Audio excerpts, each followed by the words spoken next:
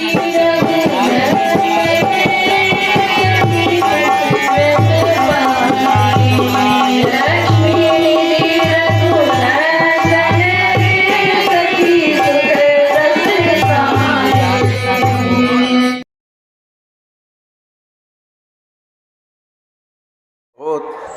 ही विनम्रता के साथ कहते हैं।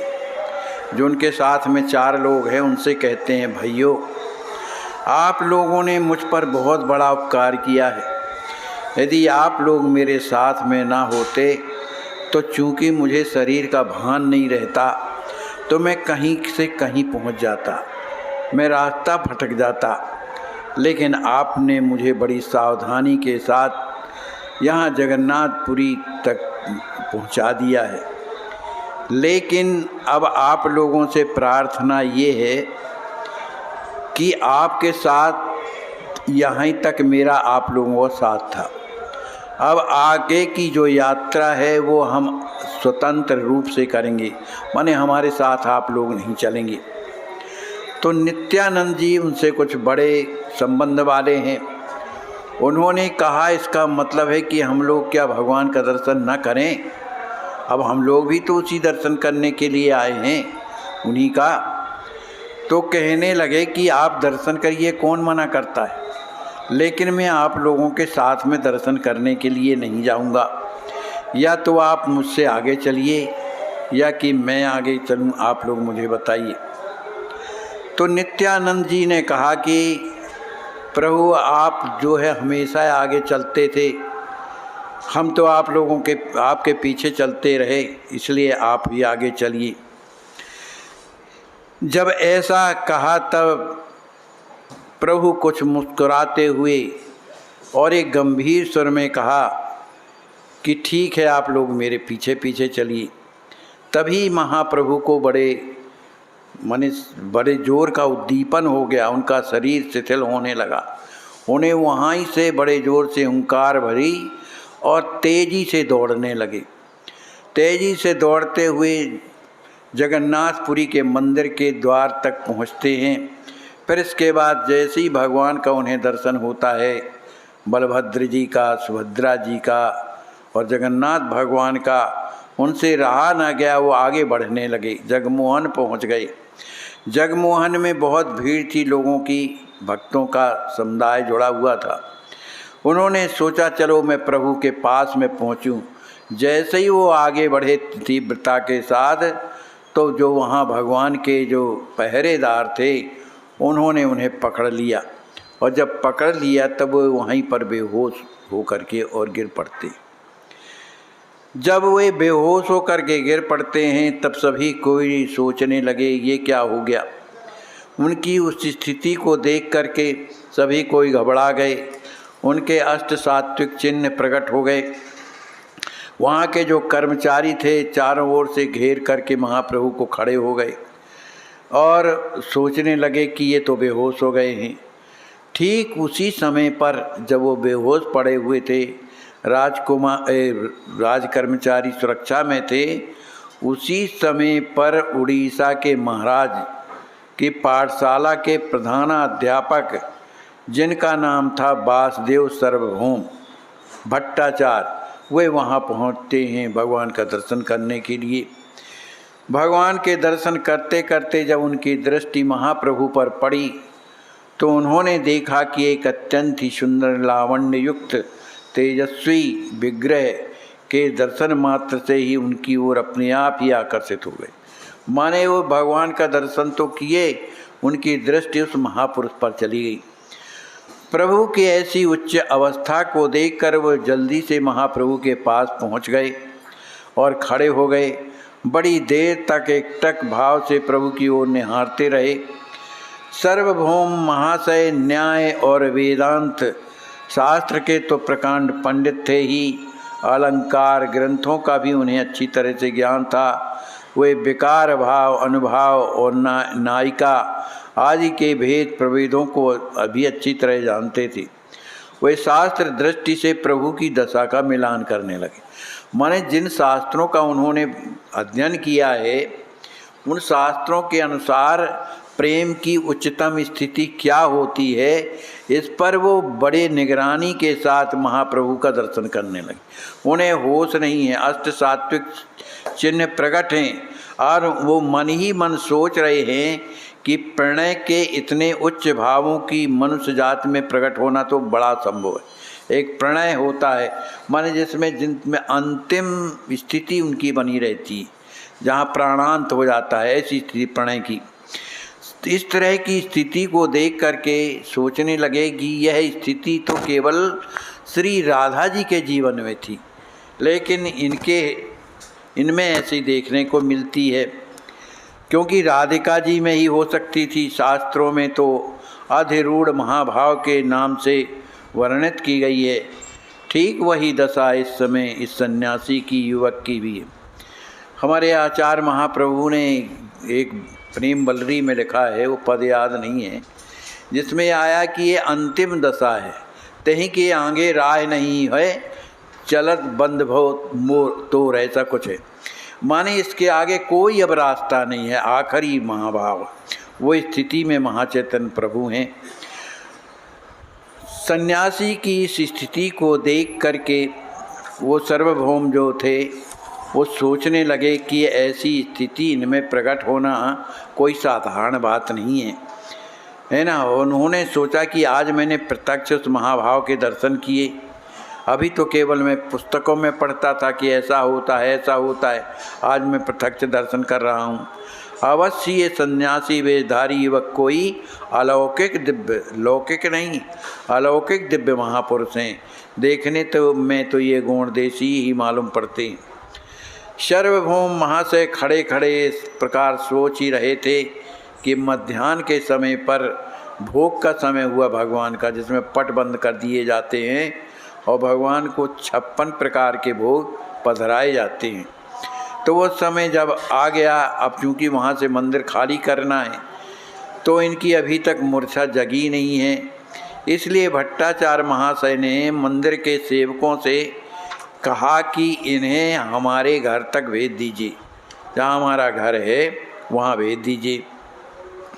ये उनकी सहायता से बेहोशी की स्थिति में घर के लिए उठवा ले गए और उन्हें एक स्वच्छ सुंदर लिपे पुते स्थान पर जा कर के लिटा दिया।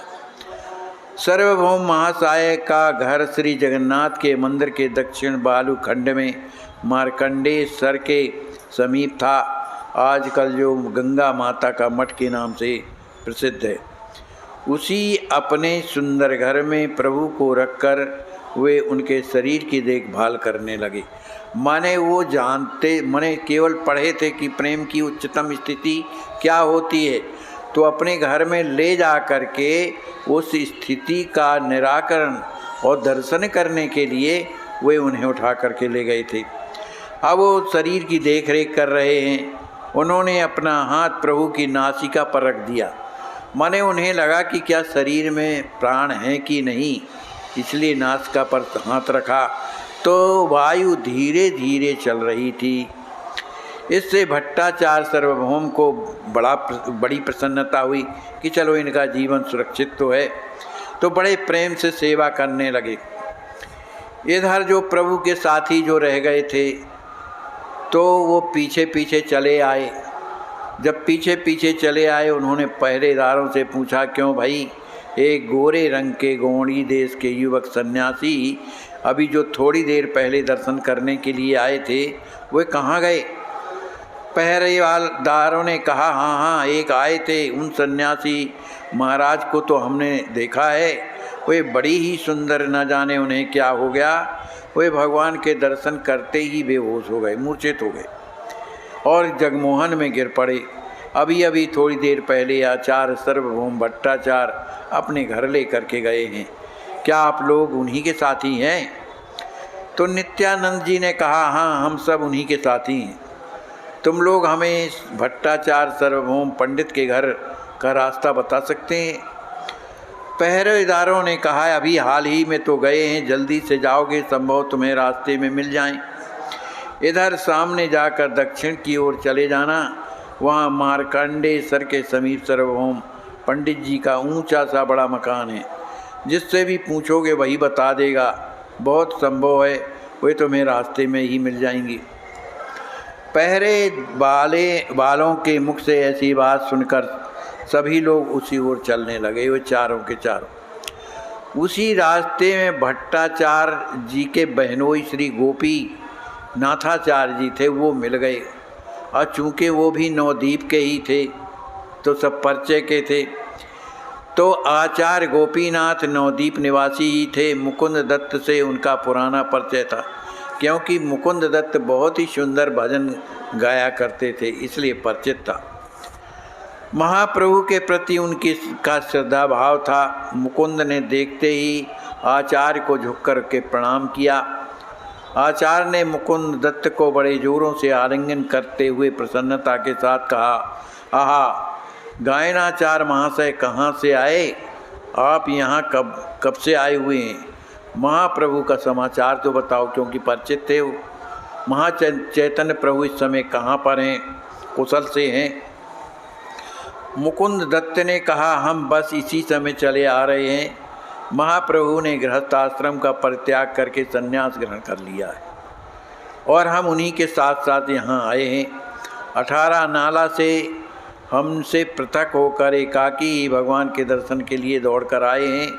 यहाँ आकर पता चला कि सार्वभौम महाशय के घर ले गए हैं। हम सार्वभौम महाशय के घर जाना चाहते हैं। सौभाग्य से आपका दर्शन हो गया, ये हमारी यात्रा सफल हो गई। आचार्य गोपी ने कहा, ठीक है, आप सबको भली भांति घर ले चलूँगा, इसके पहले भगवान का दर्शन तो कर लिया जाए। तो मुकुंद दत्त ने कहा कि पहले हम महाप्रभु की स्थिति का पता लगाएंगे कि वो स्वस्थ हैं कि नहीं, फिर इसके बाद भगवान का दर्शन करेंगे। इस तरह से कहा। इन सब लोगों ने जाकर प्रभु को चेतना शून्य अवस्था में देखा। जब घर पहुंचते हैं तब इन्हें इनकी स्थिति सही ठीक नहीं थी, माने अचेतन पड़े हुए थे। भक्तों ने चारों ओर से प्रभु को घेर लिया। जो भगवान के प्रेम में मस्त हो करके और जो बेहोश हो जाते हैं, चेतना शून्य होते हैं, उनको जगाने का केवल एक ही उपाय होता है, भगवान का संकीर्तन। इसलिए सब लोगों ने महाप्रभु को घेर लिया और बड़े उच्च सुर से भगवान के सुंदर नामों का कीर्तन करने लगे। जब बड़े जोर से कीर्तन करने लगे तब महाचैतन्य प्रभु के कानों में वो जब ध्वनि जाती है तो बड़े प्रसन्नता से के साथ उठकर हुंकारी भरते हैं और उठ करके बैठ जाते हैं। अब प्रभु को इस तरह से प्रसन्नता में भरा हुआ देख करके सार्वभौम भट्टाचार्य बड़े प्रसन्न होते हैं कि चलो अब इनसे बातें होंगी, इसके बारे में हम पूछेंगे। तो इस तरह से वहाँ पर अब कीर्तन की ध्वनि गूंजने लगी। प्रभु के कुछ कुछ प्राकृत होने पर सार्वभौम की सम्मत से उनके पुत्र जो चंदनेश्वर थे, नित्यानंद प्रभुति आदि भक्त जगन्नाथ जी के दर्शनों को चले गए। वहाँ जाकर उन्होंने भक्ति भाव सहित श्री सुभद्रा बलदेव जी के सहित जगन्नाथ भगवान का दर्शन किया। पुजारी ने प्रसादी चंदनमाला आदि भक्तों के लिए दिया। उसे ग्रहण करके वे लोग अपने सौभाग्य की सराहना करने लगे।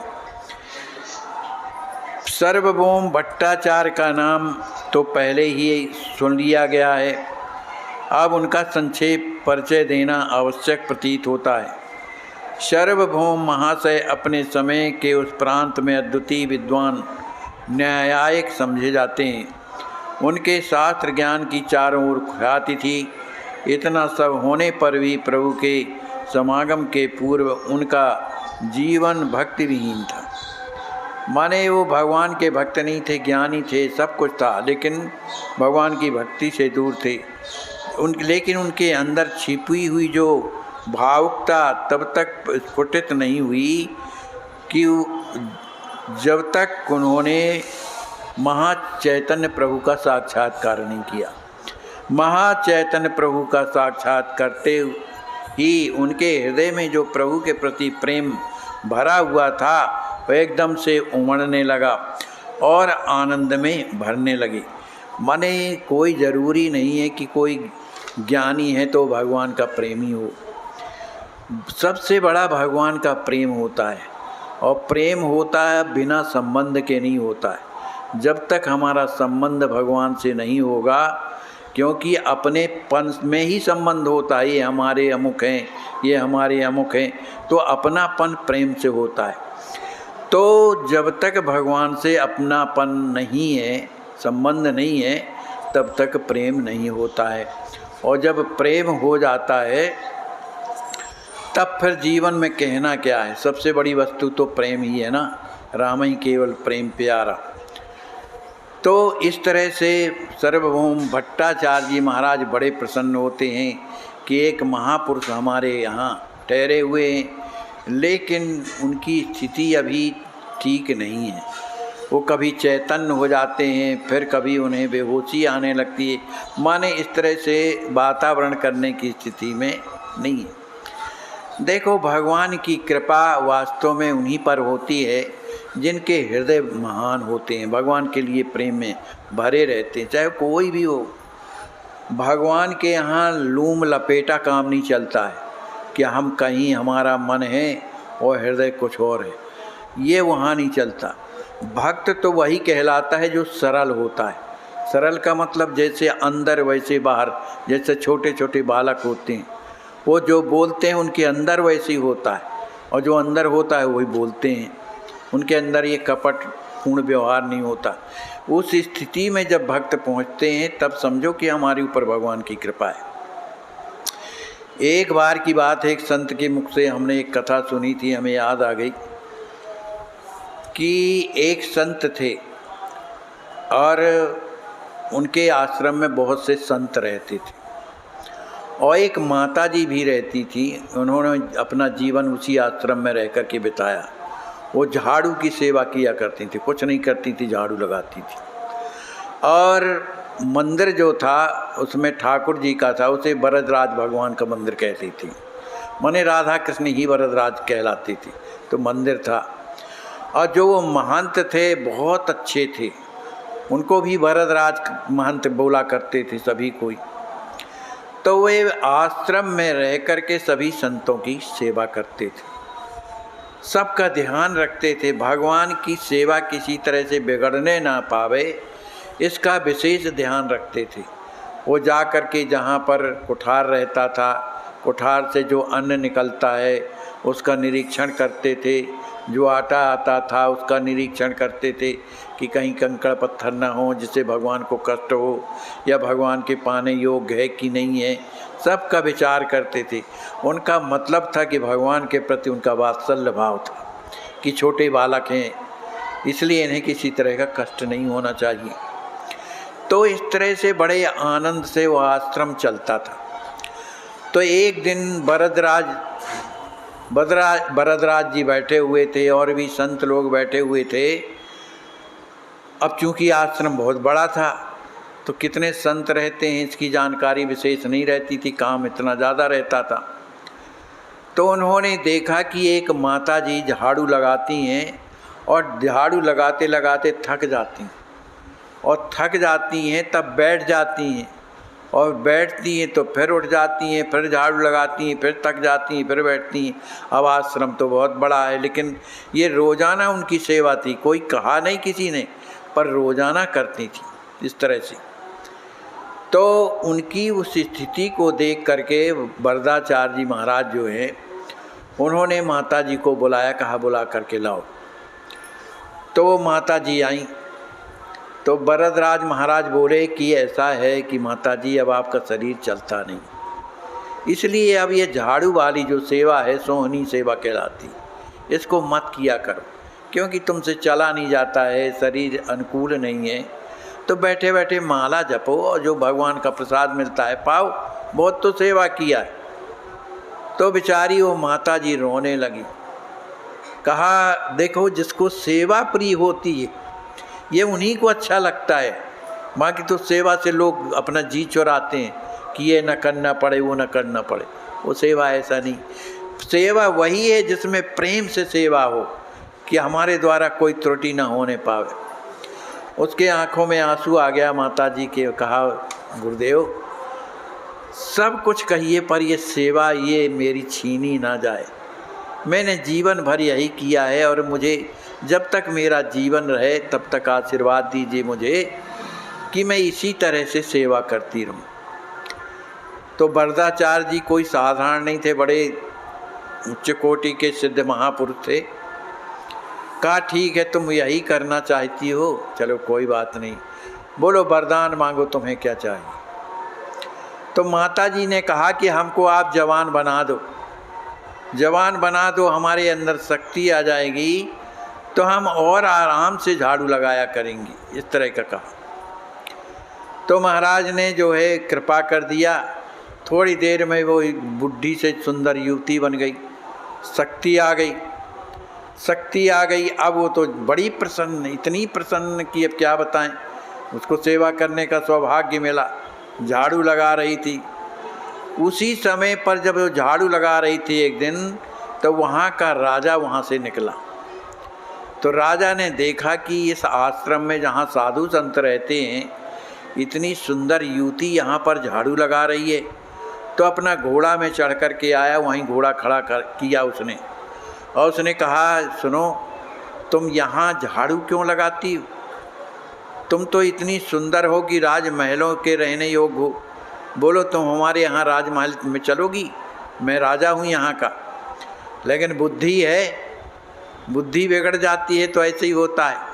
उसने स्वीकार कर लिया और वो राजा के ही घोड़े में चढ़ करके और वहाँ से चली जाती। जब वहाँ चली जाती है तो राजा उसे अपना महारानी बना लिया उसने। अब राजा ने पूछा कि पहले तुम ये बताओ कि इतनी सुंदर युवती होने के बाद भी उन साधुओं की सेवा में और वो झाड़ू लगाती हो, तुम तो महलों की योग्य हो, ऐसा क्यों करती हो?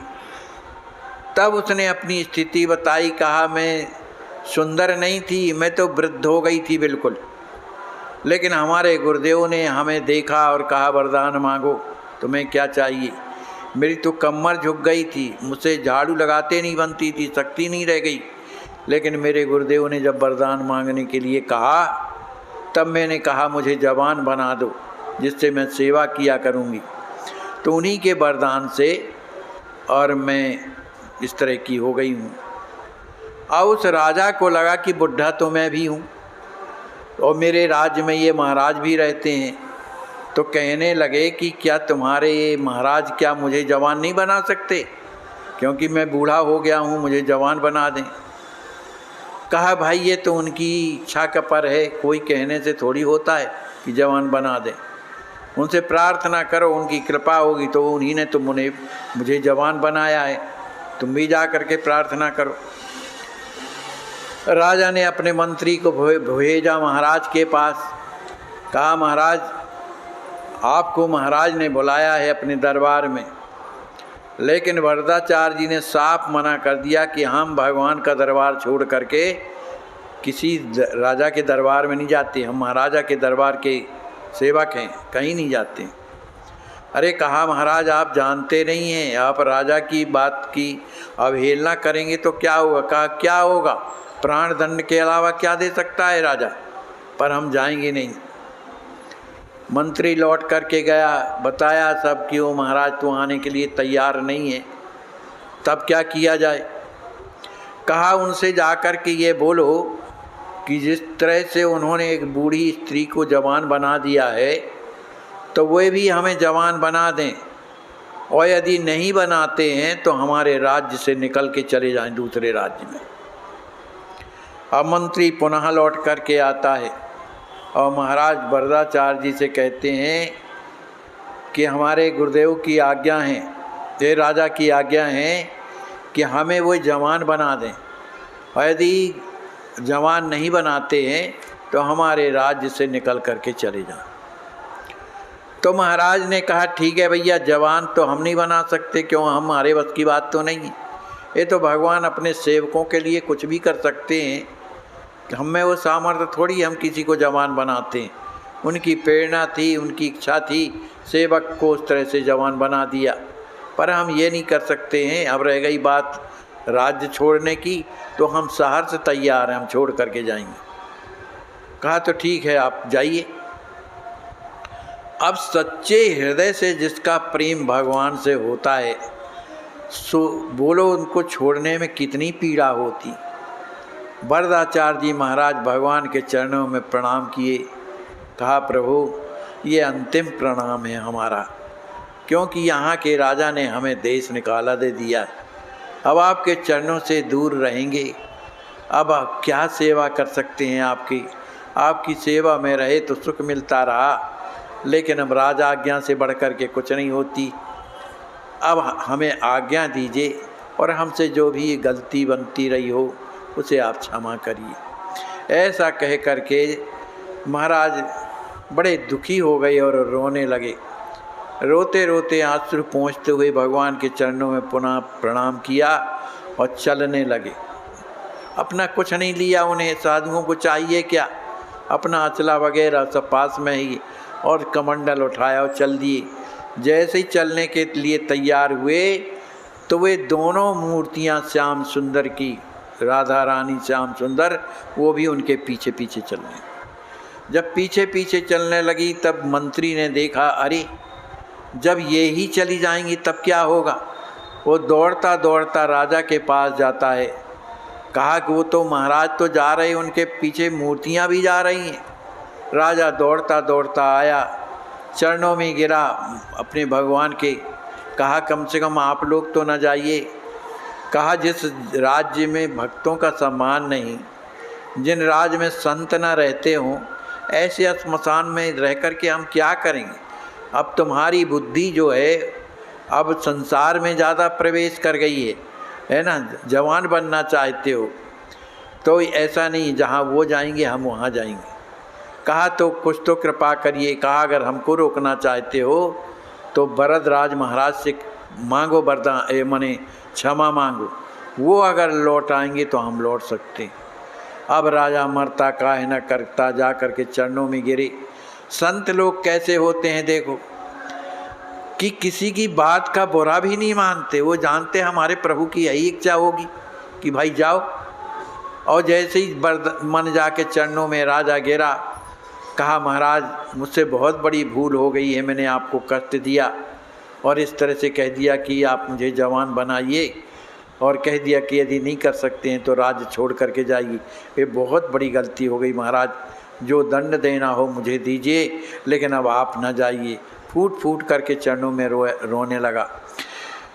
राजा को रोते हुए देख करके महाराज द्रवित हो गए। अरे भैया तुम ऐसा क्यों सोचते हो भाई, है ना, आज तुम्हारा राज्य है, तुमने निकाल दिया, अब तुम कह रहे फिर से रहो तो रहे आए, क्या फ़र्क पड़ता है।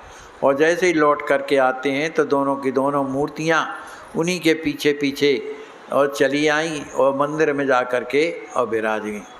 मतलब ये है कि भगवान को क्या मंजूर है, प्रेम। प्रेम ही भगवान का सब कुछ है।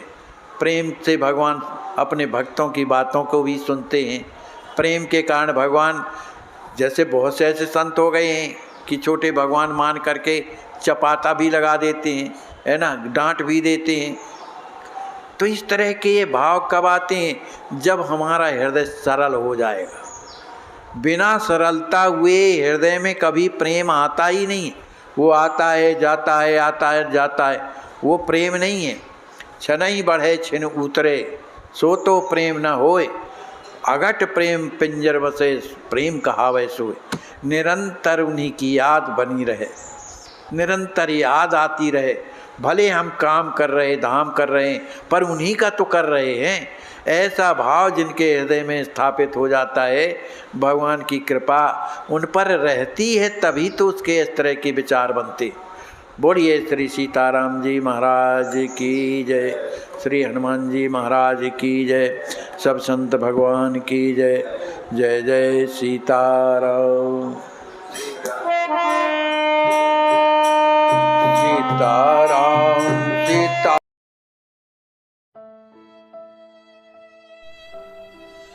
इनको लकवा मारने के बाद 1 महीने तक अपने बिस्तर पर पड़े रहे। दुर्भाग्य हमारे समाज का, कोई हाथ नहीं लगाता था, बेचारे खिसक खिसक के लेटरन करते थे। आज अस्वस्थ संत सेवा ट्रस्ट आपकी देख रहे हैं आप किस प्रकार से स्नान करा रही है और इनको हर प्रकार के इलाज की सुविधा अब चलने लगे हैं ये। और मेरे प्यारे भाइयों, जिंदगी में कठिनाइयां हमें सही रास्ता दिखा जाती हैं, अवश्य ही उनसे घबराना नहीं चाहिए। जय श्री राम।